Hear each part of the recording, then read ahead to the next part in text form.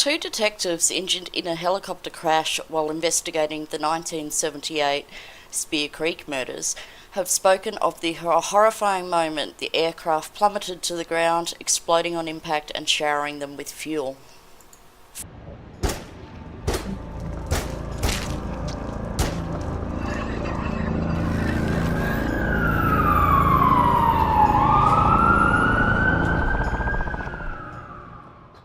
Former detectives Neil Mackenzie and Jim O'Donnell were part of the original team called in to investigate Queensland's real-life Wolf Creek shootings, the murders of Karen Edwards, Tim Thompson and Gordon Twaddle.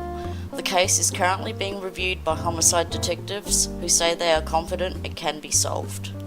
Mr. O'Donnell, now retired, was among a group of police officers who took to the air in the chartered helicopter to survey the crime scene from above. We went over the dam and went over the scene. There was people, police down there sifting through the scene, looking for anything, shell casings, things that might be of benefit, he said. Then there was a clunky noise and a red light. I remember a red light and a buzzing noise from the cockpit. Then the chopper dropped. Mr. O'Donnell said the pilot had tried to get to a clearing, but it soon became obvious they wouldn't make it. And incredibly, not one word was said. No one said a word. I think we were just all frozen. I can just remember hitting the ground and there was this noise and shrapnel and the canopy getting ripped apart, and then it just stopped. And of course, the first thing you think of is, I've got to get out of here. Mr. O'Donnell said he and another detective, Ken Cant, crawled back up to help their colleague Reg Ashmore get out of his harness. He said Mr. Ashmore had been terrified of flying and had strapped himself in so tightly he wasn't able to get out. But we all survived. I had bruised vertebrae, and all our backs, we had sore backs for a long time. Mr. Mackenzie was a police photographer who was in the helicopter to take aerial shots of the crime scene. The chopper disintegrated virtually, he said. It was still ticking and there was fuel on us, and I thought, this could explode here. This is not good.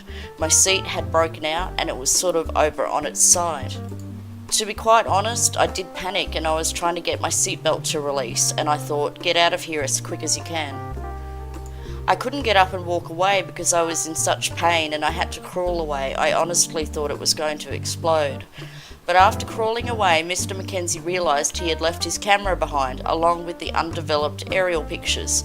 It was a bit silly in a way, but I thought, oh, the photos and the gear, and I sort of crawled back in to get it out. Those photographs remain in the investigative file currently being reviewed by detectives.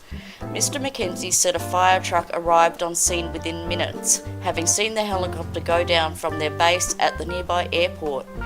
Both he and Mr. Ashmore spent time in hospital with crushed vertebrae. Mr. Mackenzie and Mr. O'Donnell spoke about the crash as part of a new push to solve the triple murder.